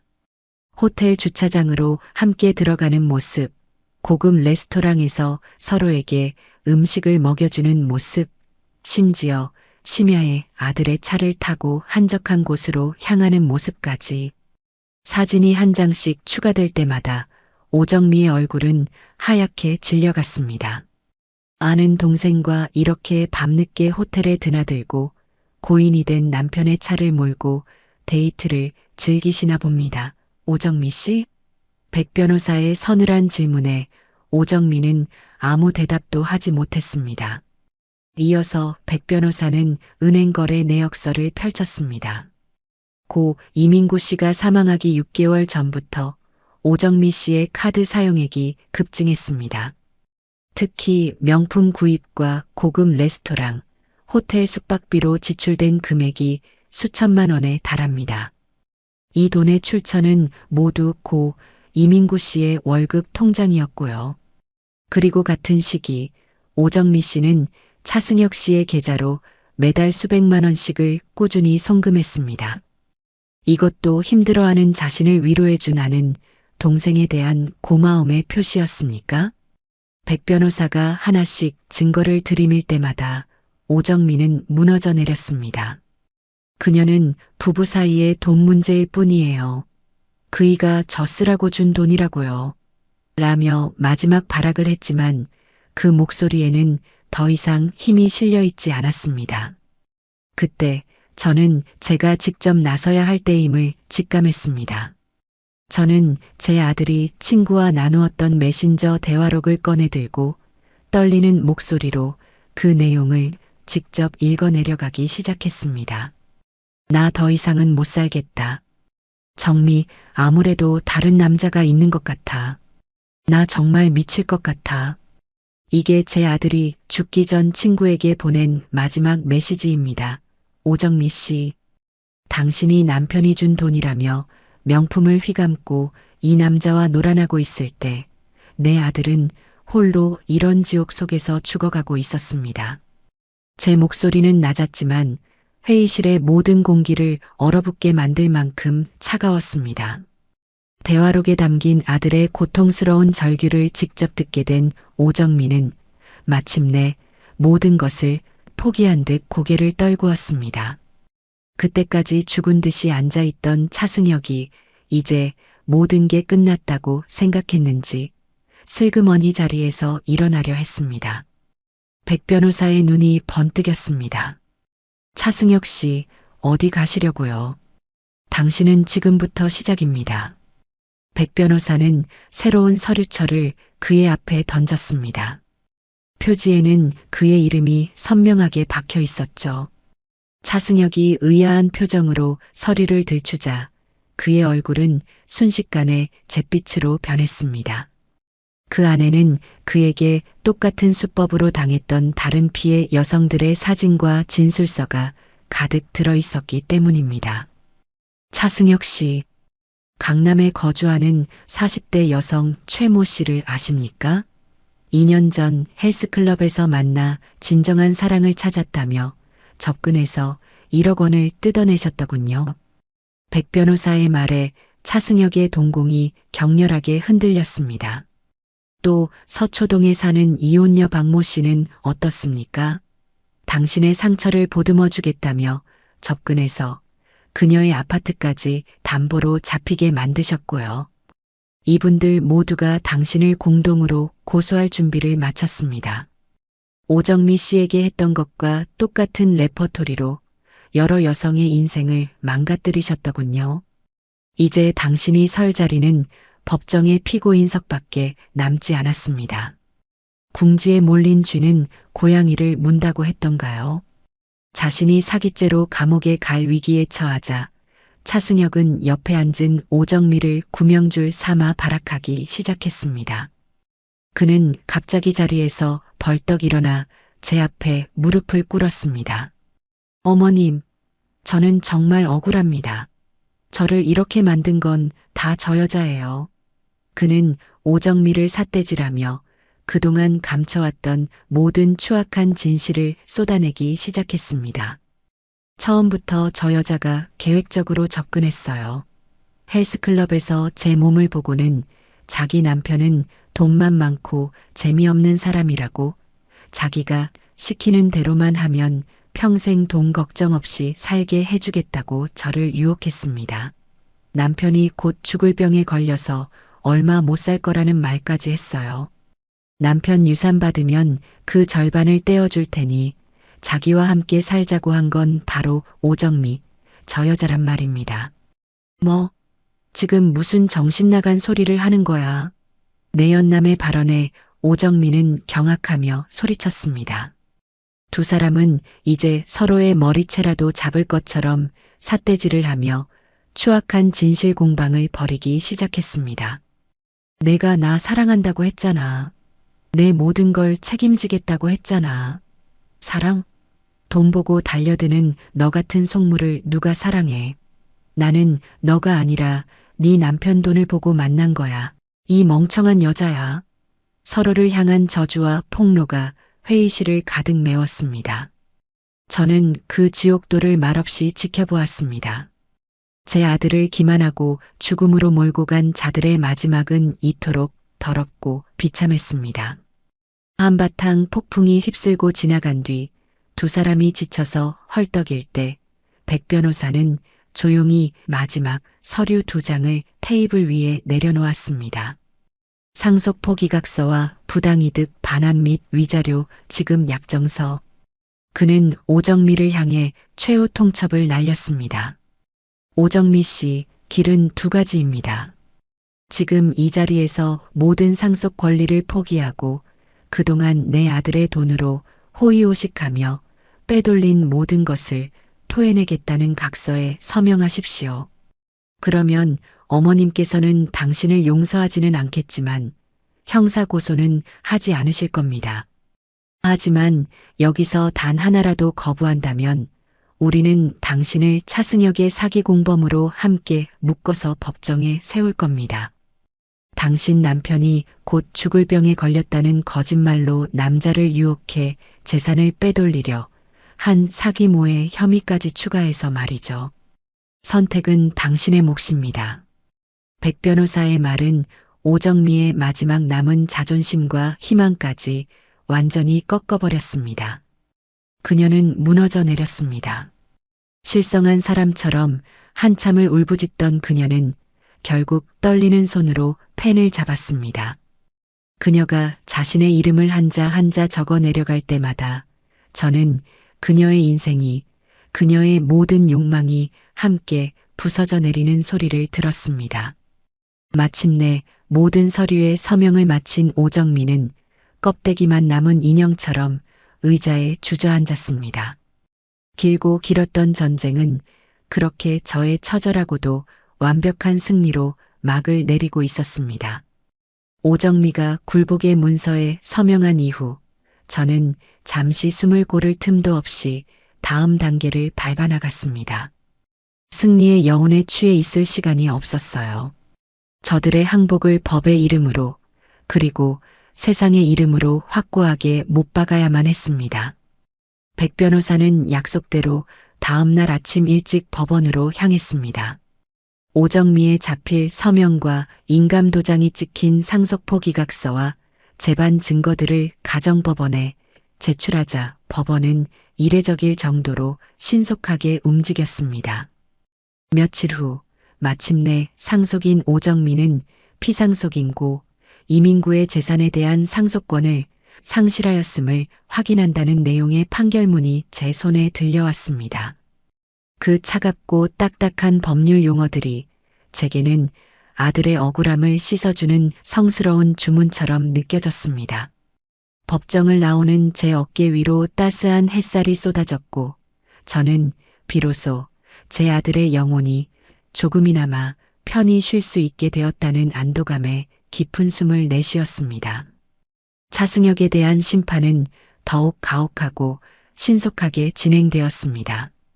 저와 연대한 다른 피해 여성들의 힘은 생각보다 훨씬 강력했습니다. 우리가 제출한 고소장과 산더미 같은 증거 앞에서 그는 더 이상 빠져나갈 구멍을 찾지 못했습니다. 경찰은 그를 곧바로 구속 수사하기 시작했고 그의 추가 범행들이 속속들이 드러나면서 사건은 일파만파로 커져나갔습니다. 언론에서는 그의 얼굴을 모자이크 처리하여 공개하며 수십억 원을 뜯어낸 강남 제비의 실체에 대해 연일 보도했습니다. 그는 법정에서 끝까지 오정미에게 책임을 떠넘기며 자신의 형량을 줄여보려 애썼지만 재판부는 그의 파렴치한 범행에 대해 중형을 선고했습니다. 차가운 철창 속에 갇히게 된 그의 마지막 모습을 뉴스를 통해 보면서 저는 비로소 제 아들의 영혼이 조금이나마 위로받을 수 있으리라 생각했습니다. 그와 함께 연대했던 한 피해 여성에게서 전화가 왔습니다. 그녀는 떨리는 목소리로 제게 몇 번이고 고맙다고 어머님 덕분에 용기를 낼 수 있었다고 말했습니다. 우리는 한 번도 만난 적 없는 사이였지만 전화기 너머로 서로의 상처를 보듬으며 한참 동안 눈물을 흘렸습니다. 그것은 저 혼자만의 승리가 아닌 악에 맞서 싸운 모든 선량한 사람들의 연대와 승리였습니다. 법의 심판이 내려지자 이번에는 세상의 심판이 뒤따랐습니다. 차승혁 사건을 취재하던 한 기자가 그의 가장 최근 범행 대상이었던 오정미의 이야기에 흥미를 느꼈습니다. 백 변호사는 제 동의를 얻어 개인정보를 익명으로 처리하는 조건으로 그동안의 자료들을 기자에게 넘겨주었습니다. 며칠 뒤 남편 49제도 전에 내연남과 해외여행 계획한 며느리의 두 얼굴이라는 제목의 심층 보도가 한 유력 시사주간지를 통해 터져나왔습니다. 기사는 순식간에 온라인을 통해 퍼져나갔고 세상은 그야말로 발칵 뒤집혔습니다. 사람들은 익명의 며느리가 오정미라는 사실을 금세 알아챘고 그녀의 SNS와 과거 행적까지 파헤치며 무차별적인 비난을 쏟아냈습니다. 그녀가 과거에 SNS에 올렸던 사랑하는 내 남편, 당신은 나의 전부 따위의 위선적인 글들은 조롱거리가 되어 인터넷을 떠돌았습니다. 그녀는 사회적으로 완전히 고립되고 매장당했습니다. 다니던 직장에서도 권고사직을 당했고 살던 동네에서도 이웃들의 손가락질을 견디지 못하고 칩거에 들어갔다는 소식이 들려왔습니다. 어느 날 밤 사돈어른에게서 술에 취한 목소리로 전화가 걸려왔습니다. 그는 전화기 너머에서 흐느끼며 제게 말했습니다. 사부인 제발 우리 정미 좀 살려주시오. 우리가 다 잘못했소. 이러다 우리 딸애가 정말 무슨 일이라도 낼 것 같아 두렵소. 제발 언론사에 전화해서 기사라도 내려달라고 말 좀 해주시오. 그의 비참한 애원을 들으며 제 마음속에서는 그 어떤 동정심도 일어나지 않았습니다. 저는 아주 차갑고 메마른 목소리로 그에게 마지막 말을 전했습니다. 사돈어른, 당신 딸이 지금 겪고 있는 고통은 당신 딸이 제 아들에게 주었던 고통의 100분의 1도 되지 않을 겁니다. 당신 딸의 목숨이 소중한 만큼 제 아들의 목숨 또한 소중했습니다. 그러니 다시는 이런 일로 제게 연락하지 마십시오. 이것이 당신들과 저의 마지막 통화가 될 겁니다. 전화를 끊은 뒤 저는 그들의 번호를 모두 차단했습니다. 제 인생에서 그들의 존재를 완전히 지워버린 것입니다. 모든 폭풍이 지나가고 저는 비로소 제 손에 되돌아온 아들의 유산을 마주하게 되었습니다. 아파트와 예금, 보험금까지 그 모든 것은 제 아들이 자신의 젊음과 생명을 바쳐 이뤄낸 결과물이었습니다. 은행의 VIP 상담실에 앉아 통장 잔고를 확인하던 날, 저는 그 숫자들이 주는 안도감보다 훨씬 더 큰 허무함과 슬픔을 느꼈습니다. 이 돈을 벌기 위해 내 아들은 자신의 청춘과 건강, 그리고 마지막에는 목숨까지 바쳤습니다. 이 돈은 단순한 숫자가 아니라 내 아들의 피와 땀, 그리고 눈물이었습니다. 이 피 묻은 돈으로 남은 인생을 편안히 살아갈 수는 없었습니다. 며칠을 밤새워 고민했습니다. 이 돈을 그저 제가 편안히 노후를 보내는 데 사용한다면 제 아들은 하늘에서 결코 편히 눈을 감지 못할 것 같았습니다. 저는 백 변호사의 조언을 구해 이 돈을 가장 의미 있는 곳에 사용하기로 결심했습니다. 제 아들의 이름으로 세상에 선한 흔적을 남기기로요. 저는 여러 자선단체를 수소문한 끝에 선천성 심장병을 앓는 아이들을 후원하는 한국심장재단의 문을 두드렸습니다. 재단의 상담실에 앉아 저는 제 아들의 이야기를 담담하게 털어놓았습니다. 과로와 스트레스로 아픈 심장을 부여잡고 떠나야만 했던 제 아들의 이야기를 듣던 상담사의 눈시울이 붉어졌습니다. 저는 그 자리에서 아들의 유산 중 제 노후 생활에 필요한 최소한의 비용을 제외한 전액을 이민구 후원 기금이라는 이름으로 재단에 기탁했습니다. 제 아들의 고통이 이제는 다른 아이들의 심장을 다시 뛰게 할 희망이 되어줄 것이었습니다.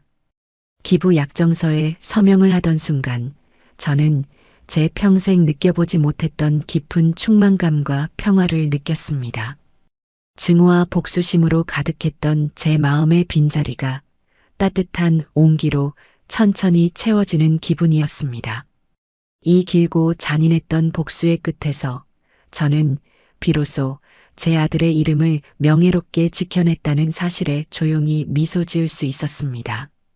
시간이 흘러 모든 법적 절차가 종결되고 세상의 소음도 차츰 잦아들던 어느 늦가을 오후, 저는 아들이 잠들어 있는 수목장을 찾았습니다. 예전처럼 원망과 분노를 가득 안고 가는 길이 아니었습니다. 손에는 아들이 좋아하던 하얀 국화와 작지만 정성껏 만든 도시락을 들고 있었죠. 수목장으로 향하는 숲길에는 낙엽이 양탄자처럼 깔려 있었고 바스락거리는 소리는 마치 제게 잘 왔다며 말을 건네는 것 같았습니다. 아들의 이름이 새겨진 작은 나무 앞에 섰을 때 저는 비로소 그동안 제 어깨를 짓누르던 모든 무게를 내려놓을 수 있었습니다. 저는 나무 아래에 돗자리를 펴고 앉아 도시락을 꺼내 놓았습니다. 아들이 살아생전 가장 좋아했던 계란말이와 불고기, 그리고 제가 직접 담근 김치였습니다. 민구야, 엄마 왔다. 배고프지? 엄마가 너 좋아하는 거 싸왔어. 저는 마치 아들이 제 앞에 앉아 있는 것처럼 그의 목까지 정갈하게 차려놓고 아주 오랫동안 나무를 바라보았습니다. 그리고 그동안 참아 하지 못했던 제 마음속 가장 깊은 곳에 숨겨두었던 이야기들을 꺼내기 시작했습니다. 아들아, 미안하다. 이 못난 엄마가 너 힘든 것도 모르고 얼마나 아팠니? 얼마나 외로웠어. 매일 밤 혼자서 얼마나 많은 눈물을 삼켰을까. 엄마가 너무 미안해서 어떡하니. 그동안 복수심에 가려져 있던 아들을 향한 순수한 미안함과 죄책감이 파도처럼 밀려왔습니다. 저는 아이처럼 목 놓아 울었습니다. 주변에 다른 사람들이 있는지도 의식하지 못했어요. 한참을 울고 나니 이상하게도 마음이 편안해졌습니다. 분노와 슬픔이 눈물과 함께 모두 씻겨 내려간 기분이었습니다. 저는 눈물을 닦고 아들에게 그동안의 전쟁 같은 시간들을 소상히 보고했습니다. 그래도 민구야, 엄마가 내 억울함은 다 풀어줬어. 너 배신하고 내 이름에 먹칠했던 그 사람들 다 자기 죄에 맞는 벌을 받았단다. 그리고 내가 남겨준 소중한 돈은 너처럼 아픈 아이들 심장 다시 뛰게 하는 데 썼어. 우리 아들 하늘에서 보고 있지? 엄마 잘했지? 나무는 바람의 가지를 흔들며 마치 제 말에 대답해 주는 것 같았습니다. 그날 이후 저는 제 삶을 송두리째 바꾸기로 결심했습니다. 아들의 아픈 기억이 서린 그 아파트를 처분하고 제가 살던 집도 정리하여 서울을 완전히 떠나기로 한 것입니다. 그곳들은 제게 승리의 전리품이 아니라 고통스러운 기억을 끊임없이 상기시키는 감옥과도 같았습니다. 저는 부동산 중개인을 통해 모든 것을 정리하고 서울 근교의 작은 단독주택으로 이사했습니다. 집에는 작은 마당이 딸려 있었고 저는 그곳에 제 손으로 직접 흙을 고르고 꽃씨를 심었습니다. 봄이 되자 마당에는 형형색색의 꽃들이 피어났습니다. 저는 매일 아침 꽃에 물을 주고 잡초를 뽑으며 흙냄새와 꽃향기를 맡는 것으로 하루를 시작했습니다. 땅을 가꾸고 생명을 돌보는 일은 신기하게도 제 마음의 황무지를 비옥하게 만들어 주었어요. 꽃들이 피어나는 모습을 보며 제 삶에도 다시 희망이 피어날 수 있다는 것을 깨닫게 되었습니다. 저는 더 이상 과거에 얽매여 살지 않았습니다. 동네 문화센터에 나가 난생 처음 도예를 배우기 시작했습니다. 차가운 흙덩이가 제 손끝에서 찻잔으로, 화병으로, 그릇으로 빚어지는 과정은 놀라운 치유의 경험이었습니다. 아무 생각 없이 물레를 돌리며 흙에 집중하다 보면 마음속의 모든 번뇌와 시름이 사라지는 것 같았어요. 그렇게 만든 그릇에 직접 기른 채소로 만든 음식을 담아 먹는 소소한 행복을 알아갔습니다. 새로운 이웃들과도 스스럼 없이 어울렸습니다. 그들은 저의 아픈 과거를 알지 못했고 그저 꽃 가꾸기를 좋아하는 마음씨 좋은 할머니로 저를 대했습니다. 그 평범한 관계 속에서 저는 오랫동안 잃어버렸던 일상의 소중함을 되찾았습니다. 어느덧 시간이 흘러 아들의 두 번째 기일이 다가왔습니다. 저는 다시 아들을 찾아갔습니다. 이번에는 눈물 대신 제가 직접 빚은 찻잔에 아들이 좋아하던 국화차를 담아갔습니다. 나무 앞에 차를 따라주며 저는 환하게 웃으며 말했습니다. 아들아, 엄마 잘 지내고 있어.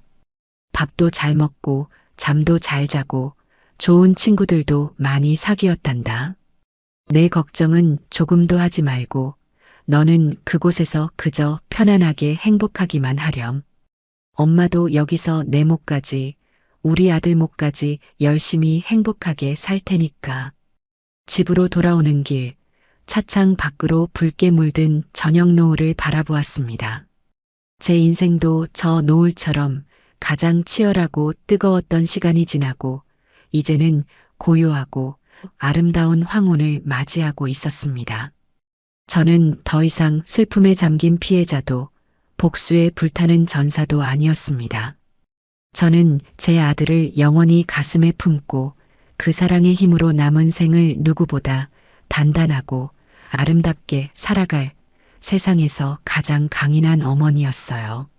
제 두 번째 인생은 그렇게 조용하지만 힘차게 다시 시작되고 있었습니다.